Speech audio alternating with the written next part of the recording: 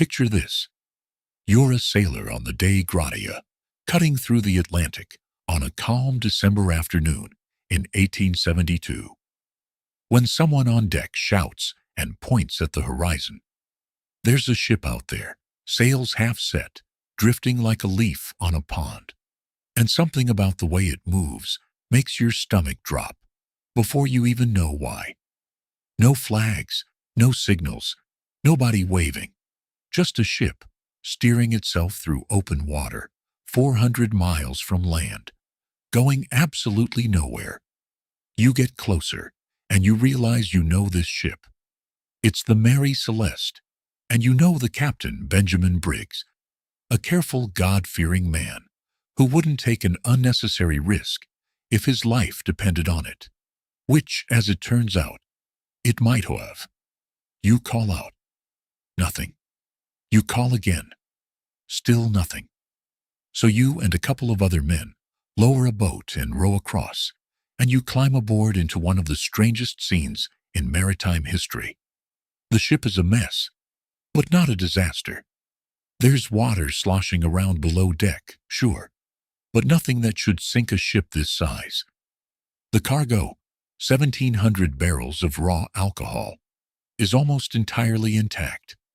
In the captain's cabin, you find a sword tucked under the bed, the captain's logbook with entries right up until 9 days ago. And this is the detail that gets people. You find food, a half-eaten breakfast, a cup of something that might have been tea, as if whoever was sitting there simply stood up mid-bite and vanished.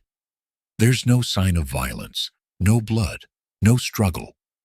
The ship's only lifeboat is missing, and so is every single person who was aboard.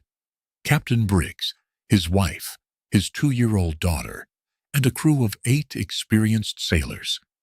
10 people gone, without a trace, from a ship that was still, by all appearances, completely seaworthy. Now, if you stopped the story right here, you'd have the ingredients for the best ghost story ever told. And for over a century, people ran with exactly that. Sea monsters, mutiny. Pirates who somehow left 1,700 barrels of valuable alcohol behind, which, if you know anything about pirates, should have already struck you as odd. Some writers, including a young Arthur Conan Doyle, spun the mystery into fiction so vivid that people started treating the fiction as fact, and the legend of the Mary Celeste ballooned into something closer to folklore than history. But here's the thing about mysteries like this. The more fantastical the explanation, the more it tends to fall apart under actual scrutiny.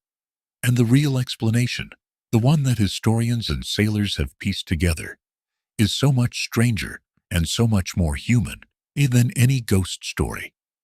Let's start with what that cargo actually was. 1,700 barrels of raw commercial alcohol, the kind used for fortifying wine, not drinking. And here's the key fact. Almost nobody mentions when they tell this story.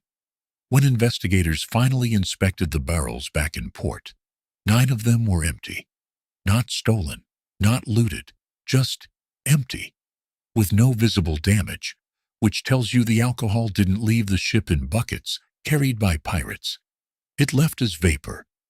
Raw alcohol barrels, especially ones made of red oak rather than the tighter white oak, are notoriously leaky. Over the course of a rough, hot Atlantic crossing, those barrels can seep enough fumes to fill the lower decks with something dangerous, something invisible, something that acts almost like a slow-motion bomb waiting for a spark. Now imagine you're Captain Briggs. Your ship has been through choppy weather. You go below deck, and you notice the strange smell. Or maybe you see something even scarier. A small popping sound.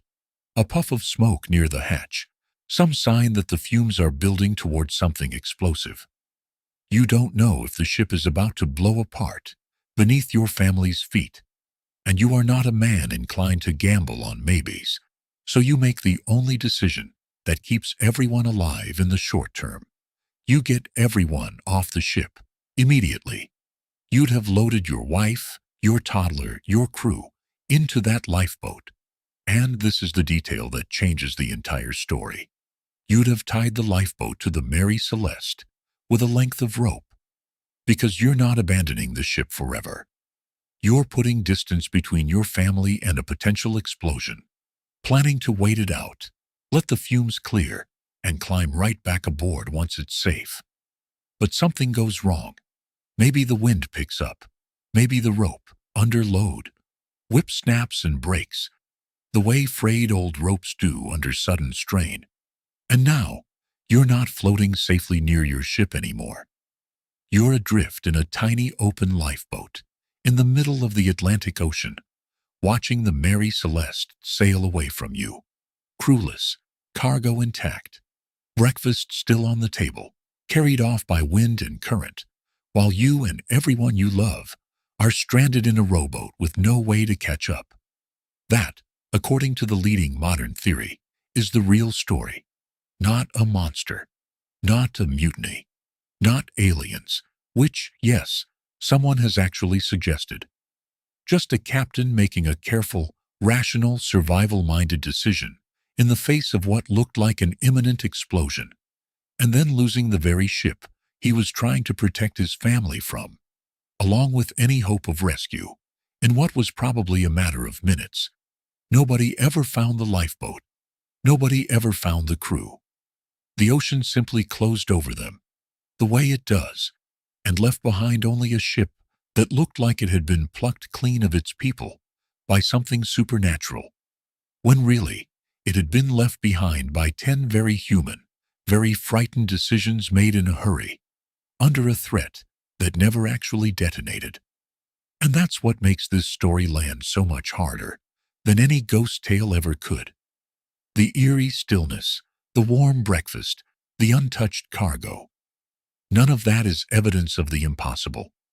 It's evidence of people doing the smartest thing they could think of, fast, with imperfect information, and paying for it with everything. So the next time someone tells you the Mary Celeste is proof of ghosts or sea monsters or the paranormal, you can tell them the truth is stranger, because it's not about what's unexplainable.